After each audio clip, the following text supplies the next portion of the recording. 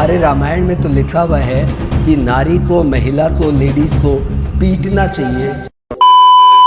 हनुमान जन्मोत्सव का सभी को राम राम। हनुमान जन्मोत्सव में सुंदरकांड जब इस बार करे तो उस लाइन को बड़े प्राउडली पढ़िएगा जिस लाइन ने आपको और मुझे कई बार शर्मसार किया है कि ढोल गवार शूद्र पशु नारी सकल ताड़ना के अधिकारी।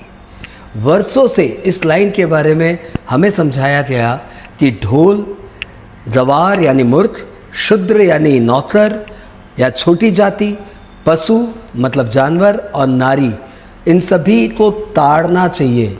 और ताड़ने का अर्थ हमें बताया गया पीटना चाहिए।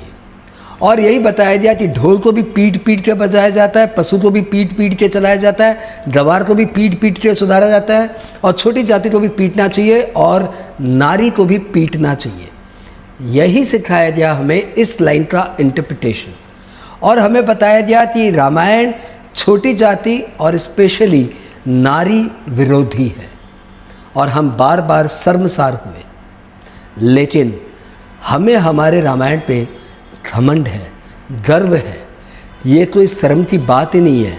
शर्म तो उन्हें आनी चाहिए जिन्होंने इसका रॉन्ग इंटरप्रिटेशन किया, गलत इंटरप्रिटेशन करके हमारे ग्रंथों का मजाक उड़ाया।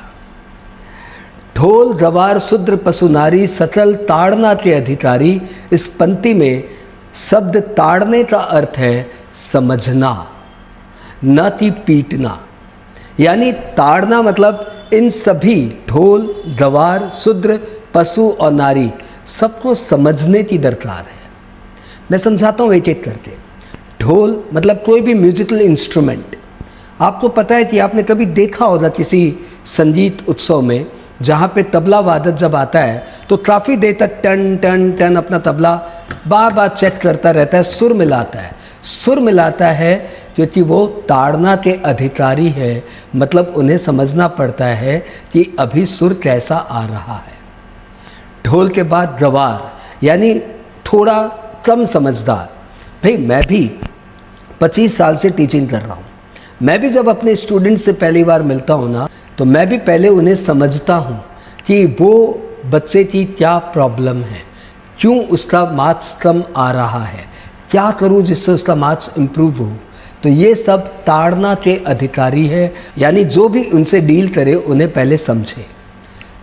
शूद्र यानी छोटी जाति। छोटी जाति का अपनी मनोदशा है क्योंकि समाज में उन्होंने कई बार उन्हें दबाया गया, तो वो एक अलग एनवायरनमेंट से उठ के आए हैं और वहाँ पे पूरे समाज को उन्हें पहले उनकी मनोदशा समझनी चाहिए, फिर उनसे डील करना चाहिए। और शूद्र के बारे में तुलसीदास जी गलत कहेंगे, ये कोई सोच भी कैसे सकता है। रामायण में केवट का जो परिदृश्य तुलसीदास जी ने दिखलाया वो तो अनुपम है, भक्ति की धारा बह रही है।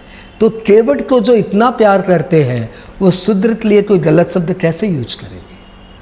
पशु, क्या तुलसीदास जी जैसे महाकवि जिन्होंने जटायु का परिदृश्य दिखाया कि राम जी स्वयं अपने हाथों से जटायु जी का दाह संस्कार किया, उन्हें पिता तुल्य आदर दिया, या तुलसीदास जी जिन्होंने जटायु को राम जी के पिता तुल्य का स्थान दिया, क्या वो पशु को पीटने के लिए कहेंगे। एक और बात बताऊं, रामायण के पहले ऐसे कहा जाता है कि अश्वमेध यज्ञ के घोड़े की बलि देने की प्रथा थी और राम जी ने अश्वमेध यज्ञ के घोड़े की बलि की प्रथा रोकी। तो क्या राम जी के भक्त तुलसीदास जी क्या पशु को पीटने की बात करेंगे?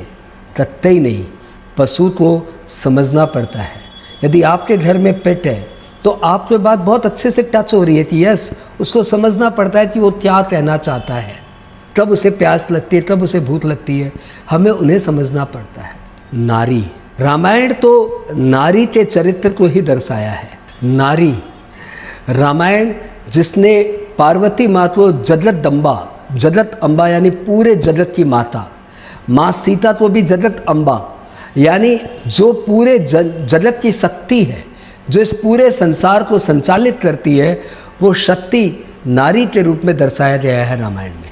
क्या तुलसीदास जी नारी के लिए कभी ऐसा सोच भी सकते हैं? यह सिर्फ प्रोपोगंडा है।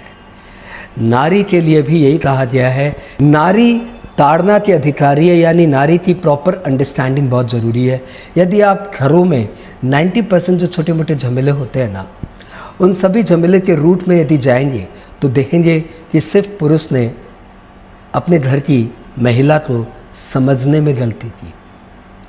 यदि ये समझना उसे आ जाए तो घर के 90% क्लैश बेवजह होते हैं, उसे आराम से जस्ट हटाया जा सकता है। दरकार है आप अपनी मम्मी को, आप अपनी बहन को, आप अपनी भाभी को, आप अपनी पत्नी के स्वभाव को समझें। आप जैसा स्वभाव नहीं है उनका, टोटली डिफरेंट, और आपसे बहुत अच्छा स्वभाव है। आप उतने अच्छे लेवल पे सोच नहीं सकते, इसलिए आपको पहले उन्हें समझना पड़ेगा। यानी नट सेल में यह है कि जो तुलसीदास जी ने ताड़ना शब्द का प्रयोग किया वो समझने के संदर्भ में यूज किया, न कि पीटने के संदर्भ में। तो आज से कभी कोई कहे कि तुम्हारे रामायण में तो लिखा हुआ है कि नारी को, महिला को, लेडीज़ को पीटना चाहिए, तो उन्हें बोला कि भाई बुद्धा ब्रेन अप्लाई कर, चीज़ों को लॉजिकली समझ, किसी के बहकावे में मत जा, और किसी भी चीज़ को जब तक गहराई से ना समझो तब तक उसके बारे में रॉन्ग कमेंट मत करो।